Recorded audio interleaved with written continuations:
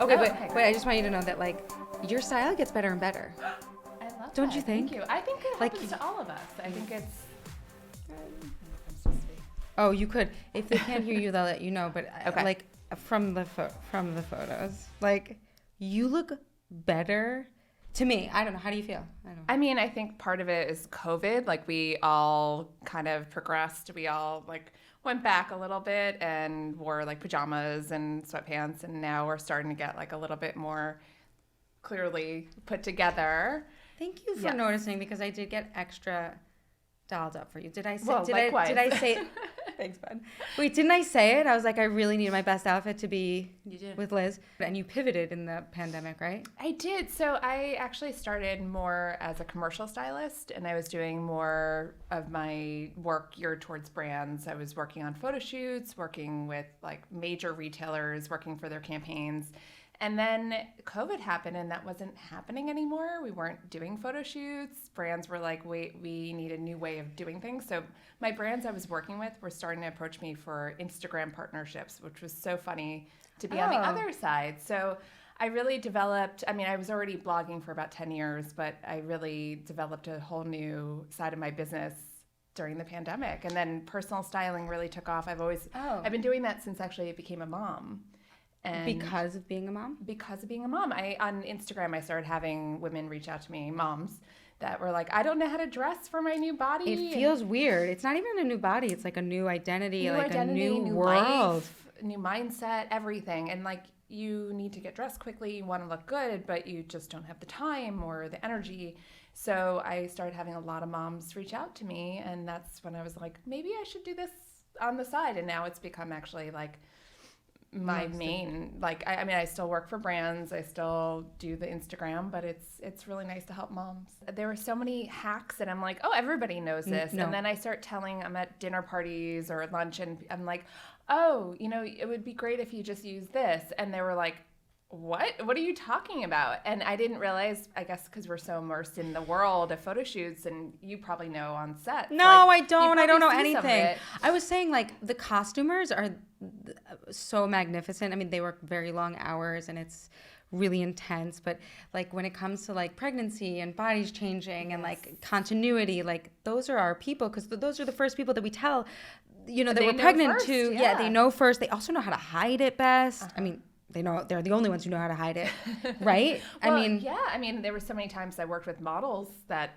like would confide in me that they were pregnant or they were they gained weight or lost weight, and I'm the first one to know what's going on with their lives because I'm the one seeing the full picture. Let's be real. Yeah. So yeah, I mean, you've seen it, but there were times that like I have models that I've worked with on Instagram that respond to me and they're like, oh my God, I didn't know this hack. And I'm like, I've used it on you. And I think you don't pay attention, we're talking and I'm just like doing my thing. And also like we're a little nervous.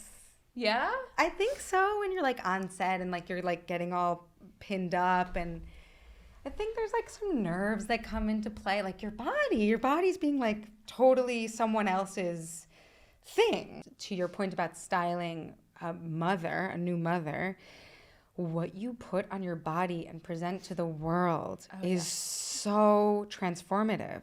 Totally. I forget every time. You know, I really do. I like will roll out of bed and like I have no problem being like messy and sloppy and like whatever weird at drop off or ever.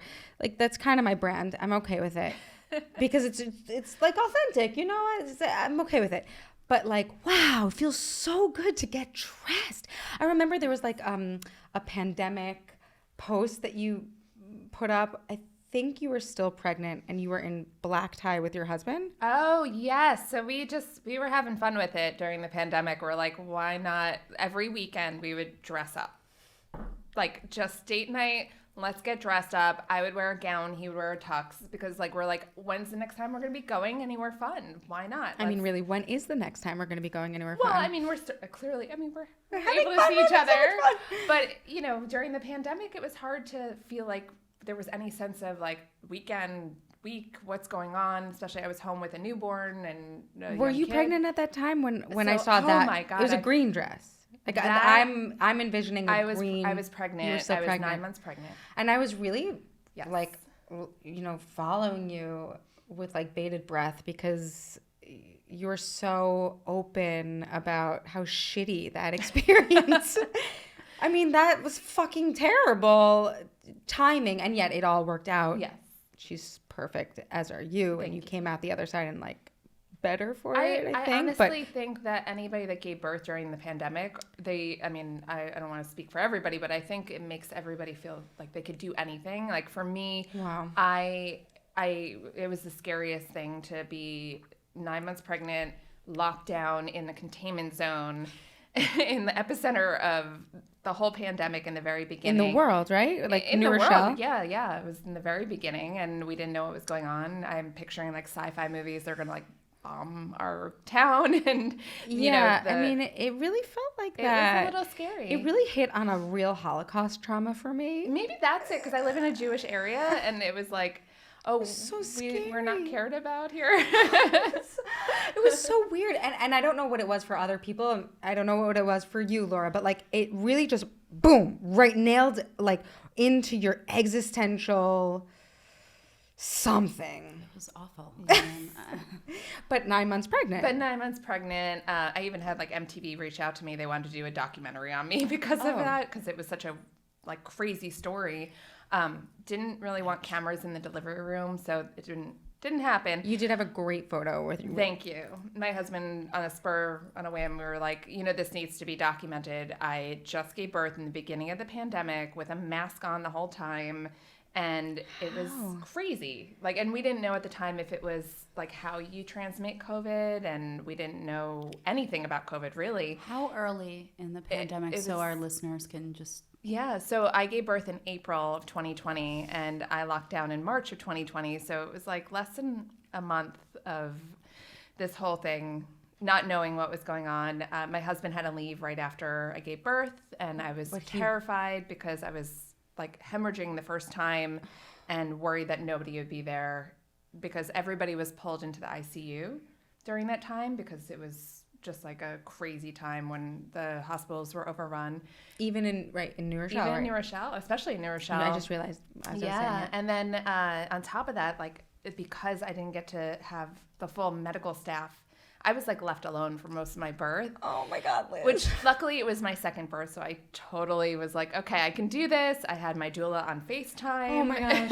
Wait, it was unmedicated? I only asked because I saw that there was a birthing ball in the photo. I tried. Okay. But, the nerves of between COVID, everybody's in full PPE. It was like a sci-fi movie. Yeah. No, it's all good. I just saw the birthing ball, so I thought maybe it was unmedicated. But no shame in getting, when you need the drugs. I ended up getting induced, and I was like, once that happened, I said, yes, give me everything. Yeah, I did that also with induction. It's like so painful. Why not? And it's not going to progress. I didn't want to risk, anything bad happening. So, but the worst part was that the nurse, when I said, okay, I'm ready to push, like I feel it. And she's like, oh, you're okay. I'll get the doctor soon. I said, no, it's coming. And she was like, but we're short-staffed. I can't get anybody to come. And I said, you're going to have to figure out a way, because the baby's going to be here. And 10 minutes later, she arrived. Was there a person there to catch the baby? Yes. Luckily, my doctor got there just in time. God. But, like a healthy, beautiful, everything went, knock on wood, well. But, trust a mom's instinct. Like in general, but also specifically when she's telling you she's about to have a baby. Right? Yeah. I mean, those people who, I had this experience, like I still think about those people in the delivery room. Yes. Like, who are these angels working through the night? They're all women for the most part. And they're just like cleaning up your fucking blood and everything. Shit. Literally everything. All of it. Right? You told me at a dinner, which I actually want to touch on later, but you told me at a dinner, you're like, wait, so you're like doing a podcast for like, people who are curious about being a mom, not moms. Like, I did not know that you feel like you're going to poop when you're pushing. Exactly the way to describe it. That's how I knew that it was coming, because I was like, I have to poop. But it's not really poop. Like way bigger. Okay, so something I wanted to touch on with you is like your sense of like optimism, but also realism. Like, we met at we met through Michelle Rose, who's a photographer who's very talented, like very special. But we went to this dinner for influencers, which I'm new to, and you were so kind and like, just like showing me the ropes a bit. Thank you. I'll return items that I don't like. I actually was like, but what do I do, Laura? I was like, what do I do if like they send me things and I say, oh, okay, I'll share it. She's like, well, if you don't like it, you don't have to share anything. You could give it back to them. I was like, oh, this is a woman who knows her worth. It took me a long road. I will say, I started off that way and feeling like I had to post everything. And I've been doing it for 10 years. And I'm at the point where I know my worth. I know that my time is money. And especially as a mom, I think we all realize that, we don't have much time to spare. So when we are working on something, it has to be worth it. And for me to recommend products that I truly don't love, like why would I waste my time on that? No, we can't do that. Also because like we can't advocate for buying more shit. Exactly. Well, I'm all about sustainability. I know this is what I really don't want more stuff in my life that I don't need. Or the world, or right? The world, because really. Like we need a planet. Yes. This event we were at was for a kids brand. Shout out to Mon Coeur. My heart. Yeah, it's French. And they make clothing out of like recycled plastic bottles, which is amazing.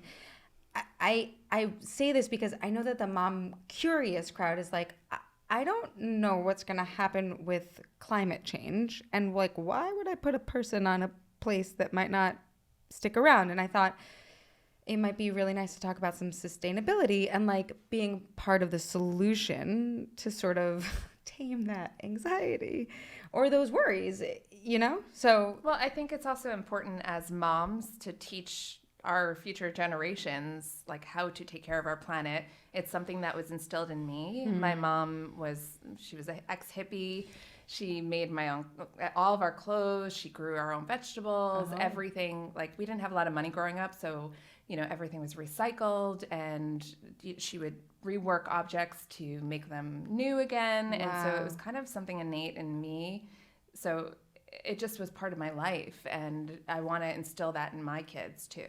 So like when you work with brands, how do you figure out what is sustainable and what is not? Because you could just like say organic or sustainable on your stuff anytime, right? Well, I think organic is more regulated than sustainable. Oh, okay. But as far as how I work with brands, I normally, if a brand reaches out to me, I ask them what are they doing for sustainability. Okay. And sometimes they'll say nothing yet, but we'll circle back when we will. Sometimes they'll say, we have sustainable packaging, where I'm like, that's not enough. And sometimes they'll say, we have this, and this, still working on it, but we're hoping to be carbon neutral by 2030. I would rather work with a brand like that, and they have that's a plan. doing something. Yes. Yeah. So even if they're not truly sustainable, brands that are going in that direction, I really appreciate and I want to support. I really appreciate you like laying that out, because similar to the influencer conversation, like, I don't know, I think like you've devoted so much time and effort to this. You've done the research. It's really nice to give us the bullet points so that the rest of us know, okay, we could be part of the solution. Like it's good to be concerned about global warming. It's good to be, climate change. It's good, but being like fretting about it isn't going to help anybody. Well, it's all about action, and we are the ones that are buying everything, so we have the power. Because when we make changes, then the companies are going to make the changes. Right. So we have to demand it. And even if you're not an influencer or you're not talking to brands directly, your wallet's doing the same thing. So when you're shopping, make sure you're buying the sustainable products, because that's what they're going to start buying into. To be fair, I've been a Poshmark, proponent of Poshmark since they started. It was about 10 years ago, I think. Mm-hmm. And I've always had this part of me that loves to not add more waste to our planet.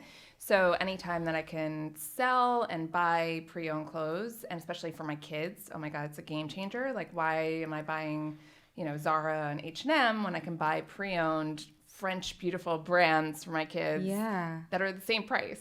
But doesn't it take like a long time? This is the one thing that I will say, like, I'm down. I like the idea. I look at your kids and they really are so well dressed. So like you're still having fun.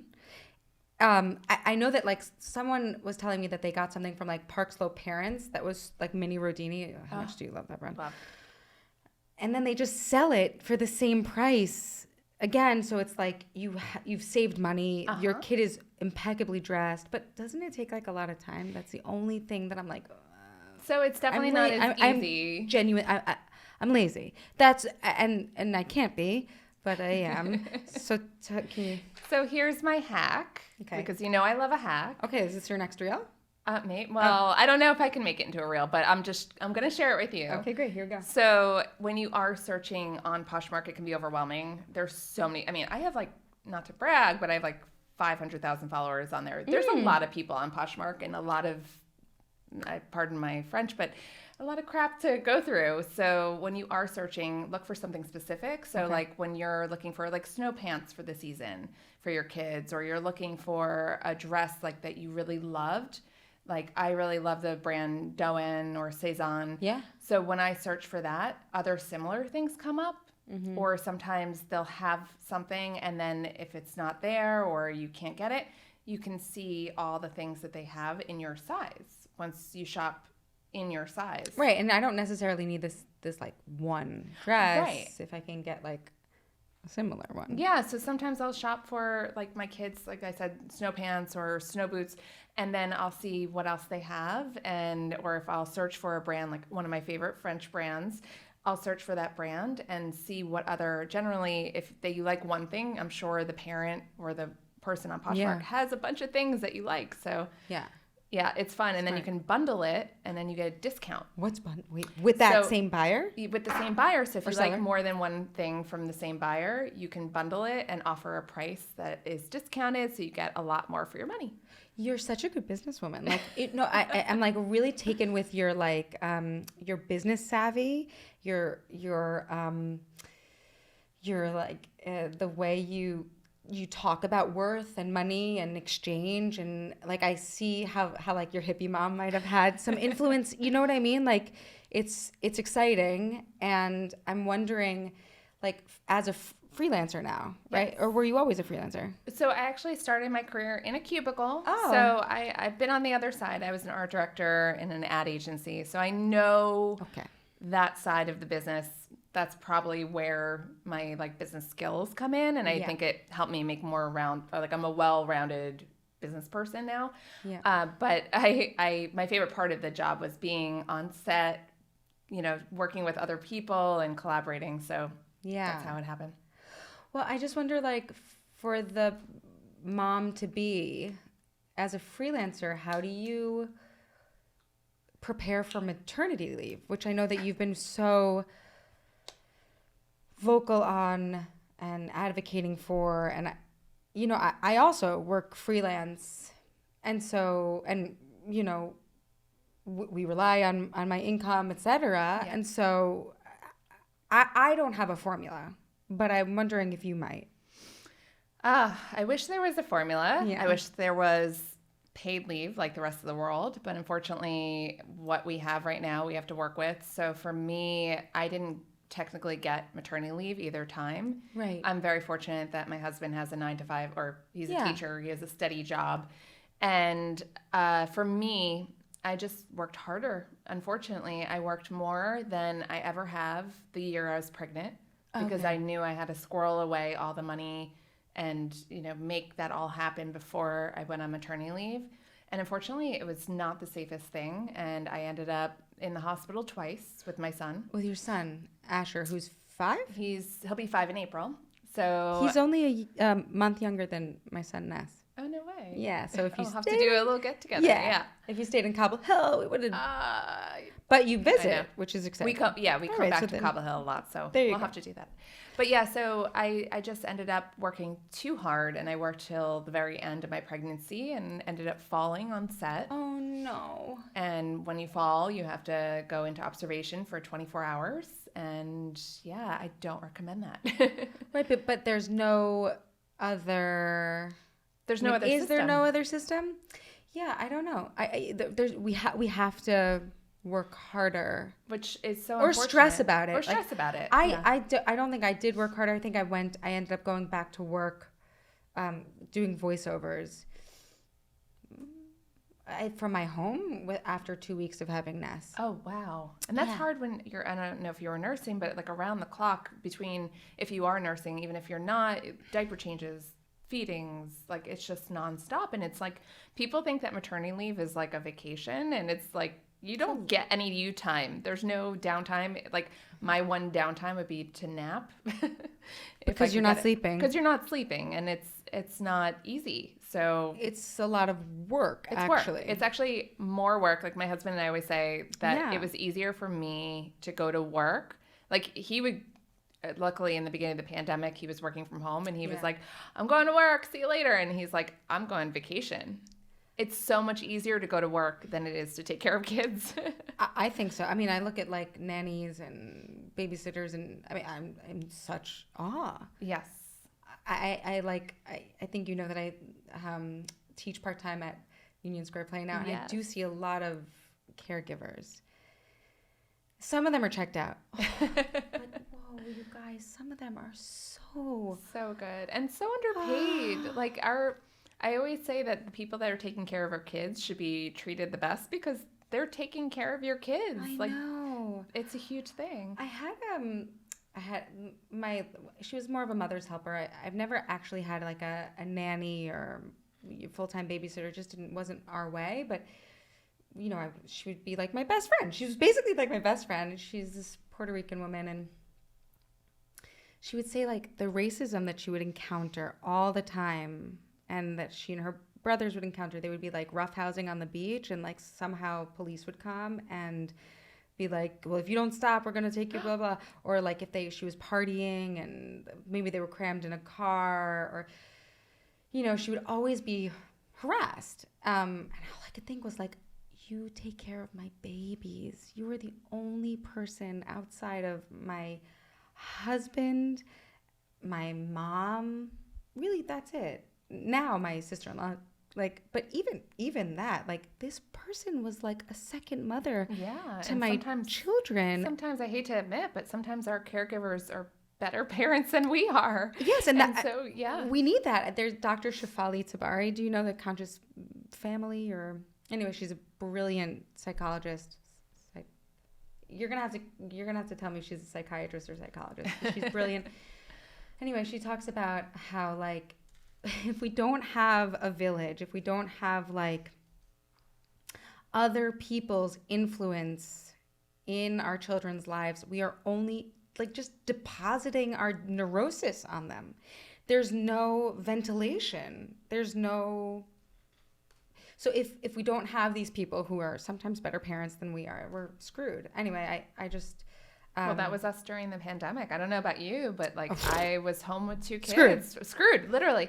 For a year, I was just home with 2, and also juggling. I was at the time trying to work, and you did a great job. Oh, thank you. But it was not easy, and you know, maybe it looked easy, but it was a struggle, and I was balancing partnerships on Instagram, and I was doing personal styling, and I did have virtual commercial styling clients that I was actually working while I had kids at home. 2 kids. 2 kids. Like a newborn. Yeah. A newborn. I mean, I'm lucky we had the village. You know, my mother-in-law helped out a little bit. My husband was working from home. So on his breaks, he would kind of help out, and he didn't have to commute. So he was home early. And then we had a sitter who would come for a few hours. Yeah. And still, that's a lot of work. Yes. And like the transition from 1 to 2 emotionally, I don't know how your son felt. Maybe it was different because you were all there. Oh my gosh, and physically. Yeah, you're right. Nobody talks about that part. Tell me. Yeah, I mean, it does a number on your body. Like with my son, I don't know, maybe it's different for everybody, but with my son, I bounced back a lot quicker. Yeah. And it was my energy, you know, you could take naps when he napped. With 2, there's no chance to recover, you know, like it was constant. There's no naps. There's no taking care of you. I couldn't like go get a manicure, especially during COVID. Yeah. I couldn't get a massage. I couldn't, you know, work out. It was so hard. I mean, watching you work out now is like so such a stress relief for me. I'm like, yes. And you look so fit, and like it really is so important that you document it, that like you share it. Like it is so triumphant actually, because it's not only, by the way, that you went from 1 to 2. Our kids are almost the same exact age. Paz was 6 months when in March of 2020, but it's that we went from 1 to 2 in a traumatic situation that lasted for a year and a half. I mean, it's still going. It's still going. That's right. It's still going, you guys. It's still happening. And so, like, that takes a real toll on the body. Yes. Yeah. And your mind. And your mind. I know. I was advocating for medicinal marijuana at this. I like keep talking about this stuff now. I'm like a big. I actually just got my card. Well, I haven't had time to like physically get the card, but I applied to get the card. It's so important. I mean, everybody's telling me like instead of having that glass of wine at night, just right, have a gummy and then you sleep better. And I don't know. I'm willing to try it. Yeah. Well, Laura's a big advocate. Yes, so I am. I have my card for a long time. Your card? Oh, yeah, I have a card. Really? Oh, yeah. There's this place called Columbia, right on Court Street. You know it. Yeah. It's been open for a while. It's a dispensary. That's what that's called, right? So it's like that wasn't a thing when I lived in Cobble Hill. I know, and this wasn't so long ago. And you see how like I don't really know what I'm talking about. Actually on my way here, I went to go grab a coffee, and on the corner, and I was like, oh wow, this is a very popular coffee shop, and it's like actually a cannabis cafe. Yes, right on the corner. Yeah. So we're in an interesting time because we're about to we're legalizing. Yes. So we're getting the infrastructure in place in the state, which takes a little while. So it's a little bit of a gray area. It's like a little wild if you're walking through Union Square. You can really feel the difference because Union Square, Washington Square, you'll see the kids have set up tables. Now I'm calling them kids. Really. They'll set up folding tables and just sell like full, edibles, flour, the whole deal. lollipops. All of it. You can take it anyway. Oh, they were selling T-shirts on the corner, and it was like FUCK milk got pot. Oh, okay. Yeah, so like this has become a little area, I guess. Yeah. New York City for the kids and for I guess us moms. Well, the thing is, like, mommy juice is a totally normalized thing. Yeah. And I'm actually not a big drinker at all, and I don't even like weed, but I will say, like, we needed a release. Like, well, I we will say needed if you're not going to something. do either, at least like CBD is very it's very nice and easy. It doesn't like have a high or anything. It just makes you feel relaxed, and so I do that every day. Oh, you do? I do. I actually microdose with psilocybin, which is mushrooms. Oh, I've heard a lot about this. Very special. Yeah? Yeah, it's life-changing. Really? Yeah. It's Oh, not wow. it's not legal, so it's not like something, Are but you allowed to say this on here? I guess so. We can say whatever we said want. it. Also, Right. you can I can buy microdoses from the same delivery service in the city that I get cannabis. It is Wow. so well. It's sub-perceptual. It's similar to like CBD. It's like you don't You don't feel get that immediate high or anything. Yeah. You don't get high. It just is good for you. It's like a supplement. Yeah. I like supplements. Anyway, but like somehow like being drunk is okay as a mom. That's so Right. weird to me. Yeah. Yeah. And it is okay. And so on some level, during the pandemic, I feel like we all needed it. And I was breastfeeding, so I couldn't even enjoy it.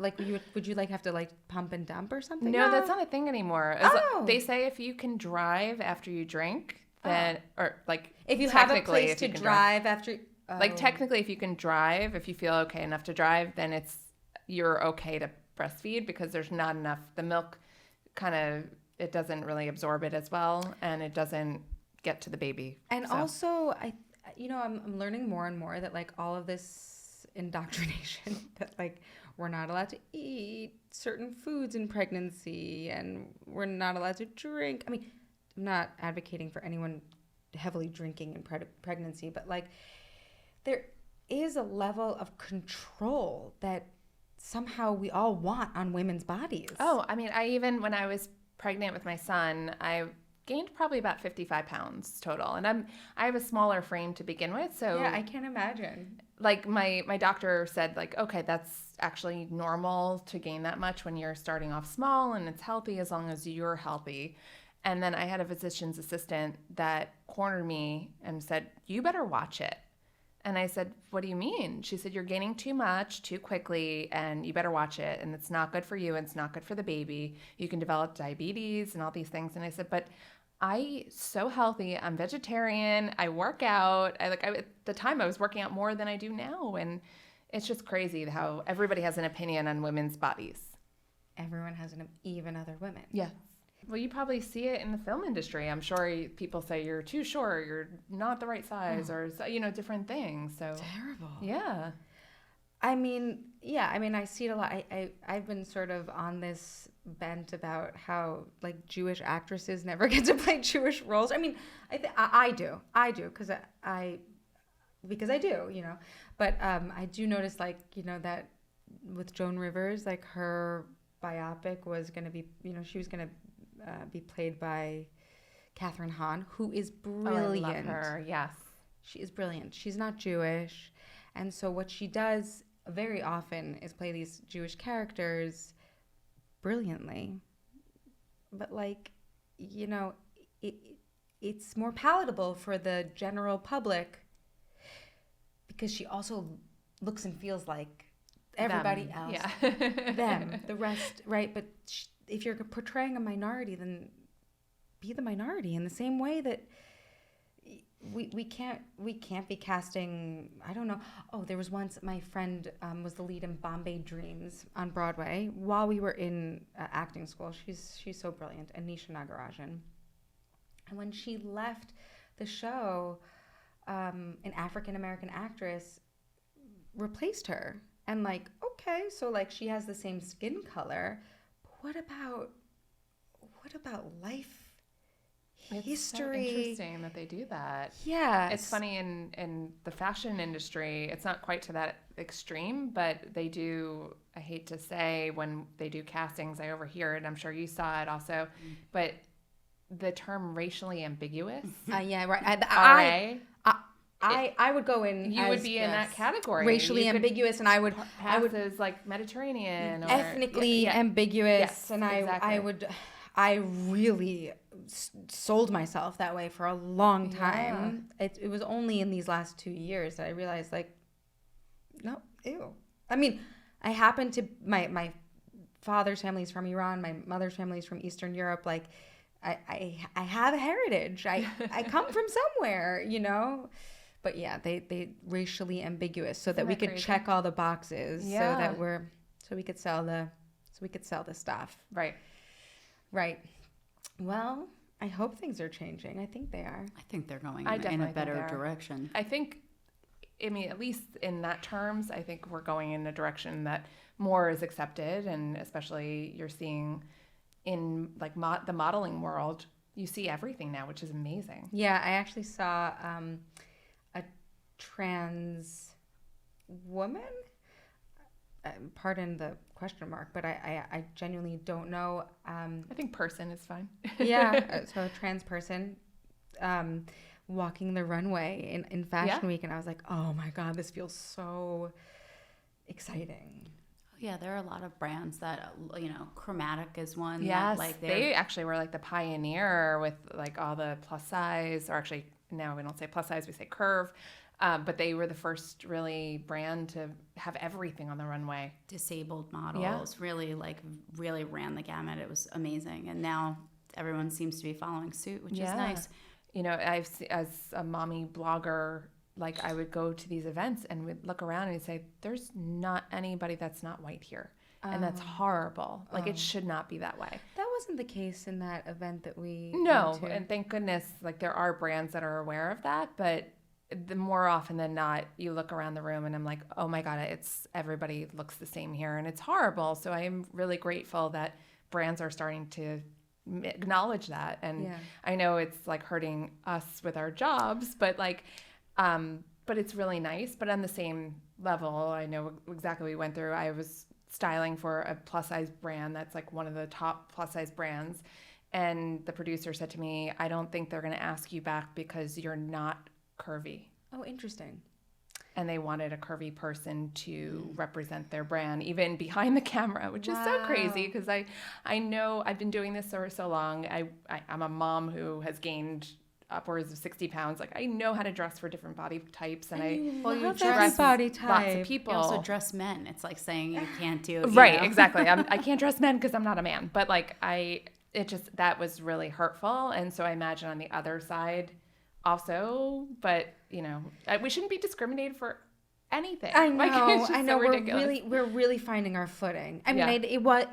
it was and is hurtful Oh, yeah. for the white passing voice actors, and like I'm doing a big shoulder shrug. What this is evolution. Yeah, and thank God. I mean, also going back to the styling thing, I had assistants that were Black or Asian, and I actually, like maybe 10 years ago, I had brought my assistants to a set where the photographer actually told the producer, tell Liz not to have them back.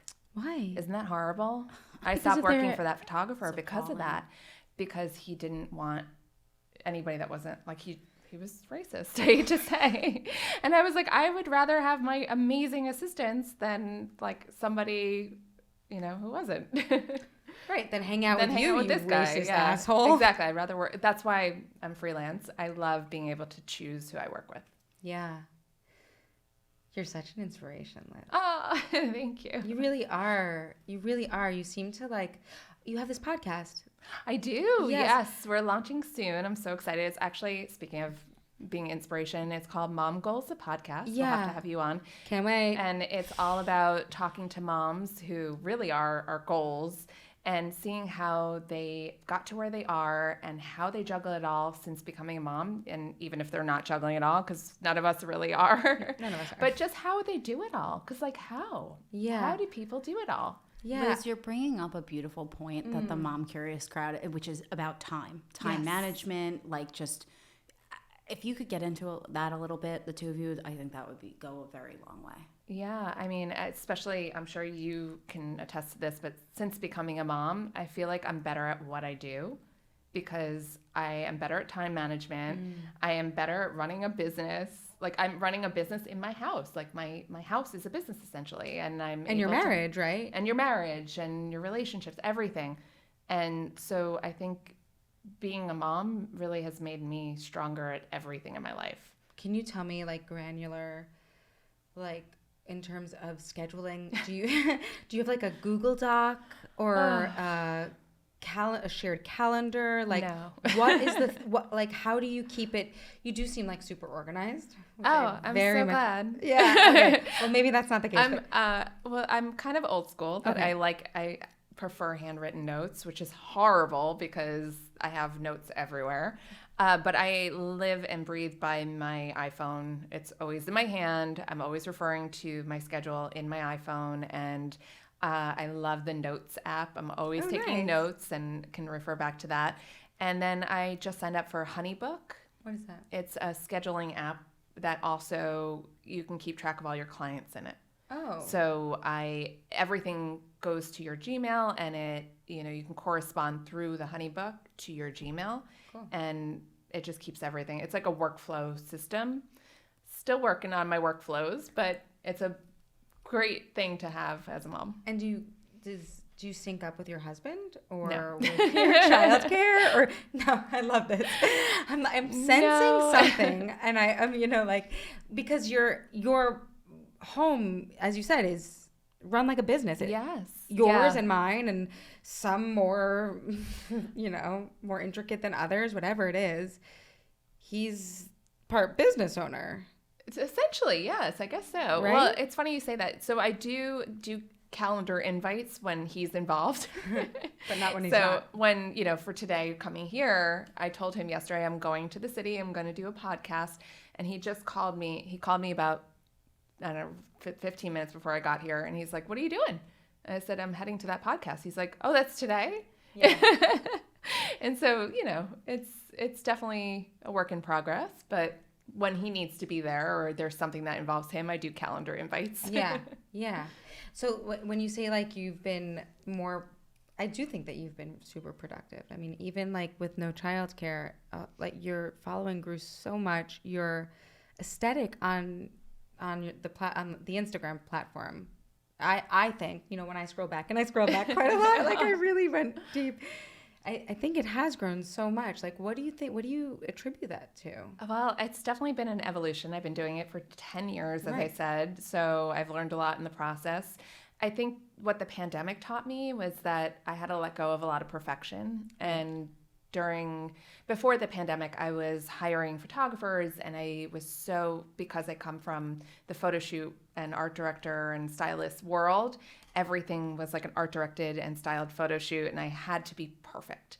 And I had to let go of that during the pandemic and start shooting in my home and shooting my family and seeing more of my life. And so a part of me just letting go, I think, really gave way to my aesthetic. And also leaving Brooklyn was a big thing. Why? Tell me. Well, no, I mean, just, living in New York City, everything is very dark and it's very moody. And then living on a ground floor apartment, everything was very dark. Yeah. And then going to my new house in the suburbs, everything is bright and airy. And I think that's what led me to like a more bright and airy aesthetic. Yes, I actually really do see that. Yeah. That really takes a visual artist to like pinpoint it, because Yeah. I'm not a visual artist like at all. But you're creative. But I'm a creative, and I really see, like, I can actually visualize one of your photos, like one of your mama forms, one of your very early like Brooklyn mama forms, which is a made up word for mom uniform. I'm glad you caught that. It was a mirror selfie, Yes. which is like, you know, what stylists often do, and it was very dark, and It was. and I do recognize like the light, airy. Really, your home is beautiful, but it does, right? It gives way to better pictures. Yeah, it definitely does. Yeah. And I think it's also conscious in that I was in a different place living in New York City, and now living in the suburbs with my family, having a baby coming out of the pandemic, or achieving all that I've achieved during the pandemic. There's some kind of positivity, and I think that's reflecting in my photos.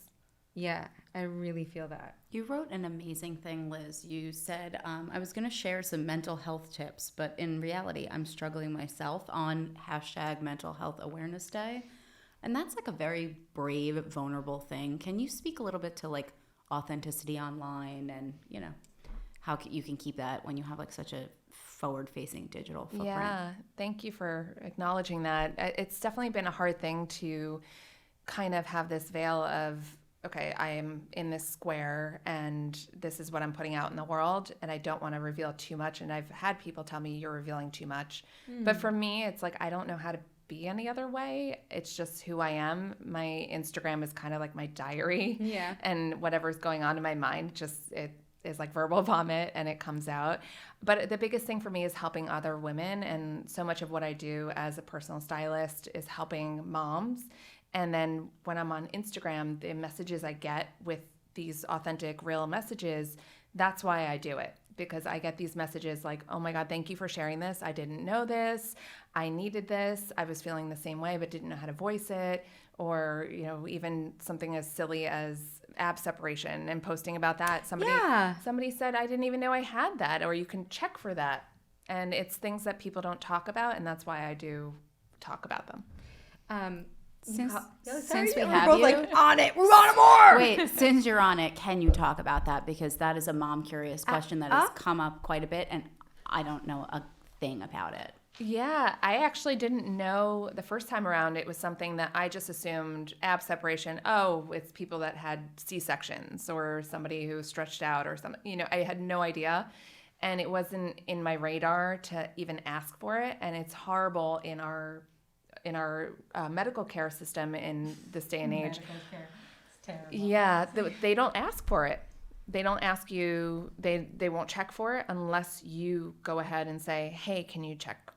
If I have a diastasis, right? Yeah, diastasis recti, it's called, the technical term. And I, this time around, knew what to ask. And I asked my OBGYN, what, do I have it? And she checked and she said, yeah, you have about 1 finger separation, which it's not nothing, but it's something that you should definitely be doing something about. She said, just don't do planks. That was it.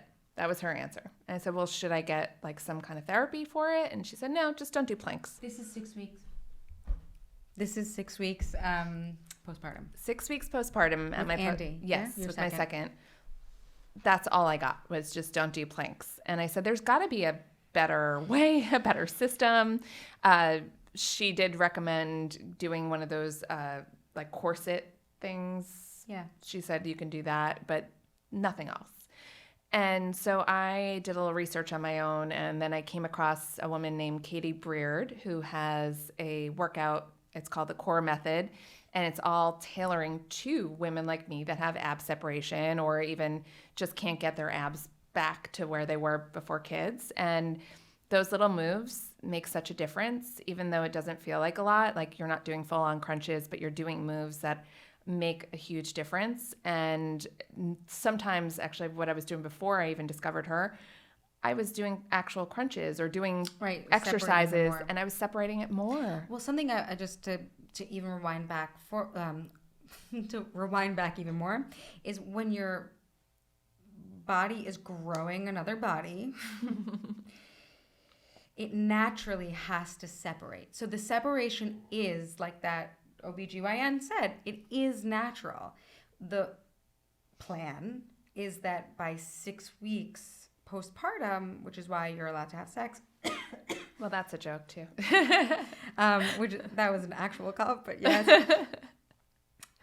6 weeks postpartum, you're allowed to have sex and you're allowed to exercise, because by that time, roughly give or take, from most women, and maybe this isn't even true, I don't know, it should come back together because there's no one in there anymore.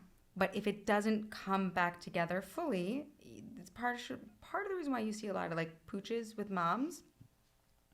That is like ab separation that was never fully dealt with. Actually, you could deal with it years down the line. Yes, it just makes, like any other trauma, makes it much more difficult to reestablish that connection. So I'm glad you found you could do this on your own, because usually you would have to do PT, but in the pandemic. So I didn't have it severe enough, I guess, to warrant PT. They say, I think 2 or 3 finger separation, but you could technically get PT for any separation. Yeah. For me, I was doing the online classes. She has on demand and live, but it was just something that I could do at home during the pandemic, and it was so easy. And during the time of when I was 6 weeks postpartum, I couldn't see anybody. I couldn't, getting even a midwife to come to my house to meet, or a doula during that time before having a baby, that was impossible. They were not, most weren't even working. Right. I remember doulas putting out, ads or messages saying like, we'll see you over FaceTime or Zoom, and there were lots of moms who were like, no, that's not that helpful. But it was helpful to you to have a doula on FaceTime, by the way? 100%. Okay. Any kind of added help during that. I mean, there's a reason why they have doulas, and there's a reason why when you're and you see in the villages, they don't just have like a doctor. They have a whole team of women that are supporting the person giving birth. And the doula on FaceTime, it was so funny. The nurse afterwards said, your doula was better on FaceTime than most doulas that come here, which made me feel like, okay, I did the right thing. I had the same doula for my first birth, and I'm so grateful. She was like life-changing. She was also a lactation counselor, and she helped, help latch and helped me. Over FaceTime. No, sorry. This time too, but the first time she definitely helped in person. But she did everything on FaceTime, and it was amazing. And so shout out to Emily Adams of The Connected Birth. Emily Adams, we love you. Oh my goodness, we're almost done, Liz. Oh no, we have to get together again because this is so much fun. You're so special. Oh, likewise. Really nice getting to know you. what have we missed? Have we missed anything? Where can we find you? Oh, you can find me at The New York Stylist, all spelled out, on Instagram and Facebook, and thenewyorkstylist.com, and Liz Teich, Lizteich, at Twitter. And Yeah. come say hi. And what about your podcast? We're going to see Yes, your podcast. thank you. My podcast coming out is called Mom Goals, the podcast, and check it out. Do you have a launch date for that yet? We do. It's January 6th, but I want to make sure we make the You'll launch deadlines. it for us anyway, so it won't matter. Okay. So if you even want to reframe it like that it's already out, because this will come out after it's already Okay. out. Go. You want to say it again? Yeah, just reframe it. Mm-hmm. So we just launched a podcast called Mom Goals, the podcast. It's with my friend Amanda Mintz, and we are talking to amazing mompreneurs that we just want to know how they do it all, even if they're not. I want to know. I love you. I thank you. I'm down for that drink. Let's do it. Or that CBD. Gotta get my weed card. Yeah, maybe we try it. This is how Microdosing. really cool. I'm down for the The drink. kids are doing the CBD now. The CBD elixir. There's some That sort of does sound really elderberry thing out there. I'm just going to send you home with a bag of gummies and say, That sounds lovely. try it out. I love that. Go I on always an feel weird the adventure. next day. What is that? Is something wrong with me? It's like a little bit of if you have too many, you can have a little bit of like a weed hangover. It's a real thing. Oh, good I've to done know. it. It's a real thing. Okay. All right. Well, Better than a wine hangover, I guess. better. No, I don't. I really don't like the weed hangover. Like I am afraid of it. I feel totally like disassociated. It's why I don't smoke pot. I'd like to be cool enough. But I'm not. Anyway, this has been great. Bye. Thanks for listening to the Mom Curious podcast. I've been your host, Daniela Rabbani. Special thanks to executive producer Laura Lucetti. For more episodes, make sure to follow Mom Curious, available on all podcast platforms.